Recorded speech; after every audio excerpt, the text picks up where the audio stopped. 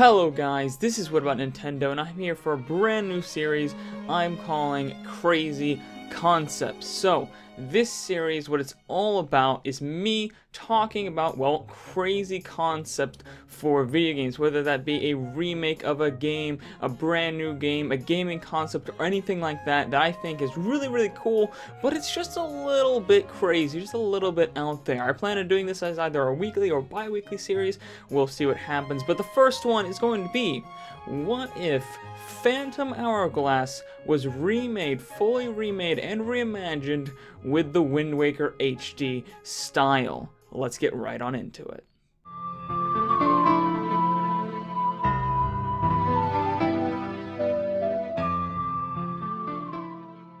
So Phantom Hourglass was the first Zelda game on the DS. However, it is widely considered one of the worst Zelda games, and while it is a good game, it just doesn't really hold up compared to a lot of the other Zelda games. A lot of this stemmed from the compromises that had to be made when bringing it to the DS hardware.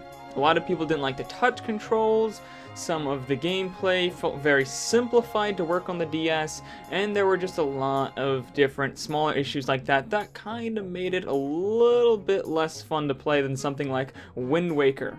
However, at the core, the game was still good. It had several good dungeons, characters were nice, Linebeck is awesome, the story was fine, and generally the world was pretty great. So I think it could use a complete remake, and not only a remake, but a reimagining into a completely different gameplay style that akins more to that of its predecessor, The Wind Waker.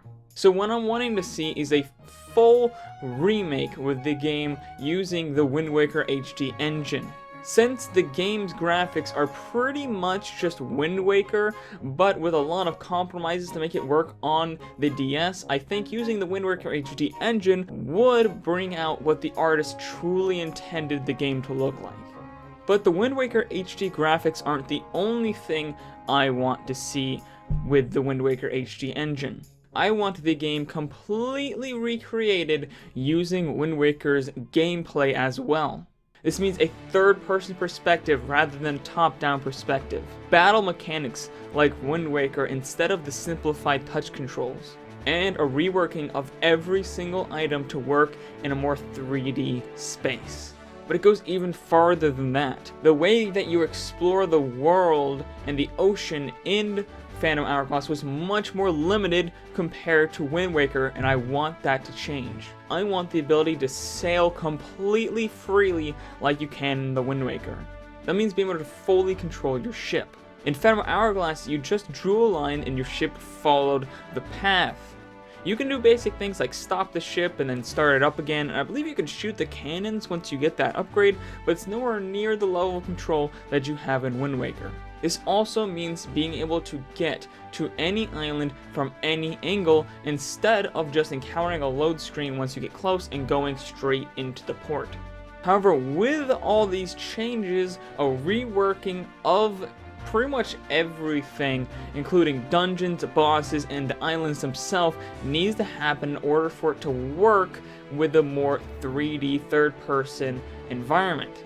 Being able to go to any island from any angle could have the potential of breaking many different puzzles in the games and allowing you to get to different parts of the island before you're supposed to. So a reworking of the islands is necessary in order for this to work. For example, maybe putting up a wall or raising the level of the island to be too high for Link to get onto it would work for certain parts of the island that you need to get to a certain order. Also, changing how items in swordplay works means reimagining every fight and every puzzle.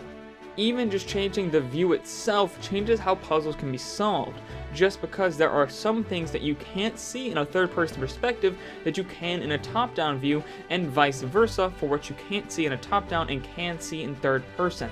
This would obviously be a lot of work, and if Nintendo indeed did make a Phantom Hourglass remake, I imagine they would just stick with the top-down 2D format, but that is why this is called a crazy concept after all.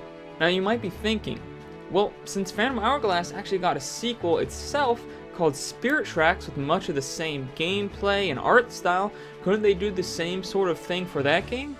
And yes, they could, but there are some things that are very different in Spirit Tracks compared to Phantom Hourglass, and it poses a lot of challenges that are unique to that game. So I'm going to save that for the next episode of Crazy Concepts. Make sure you guys are looking forward to that.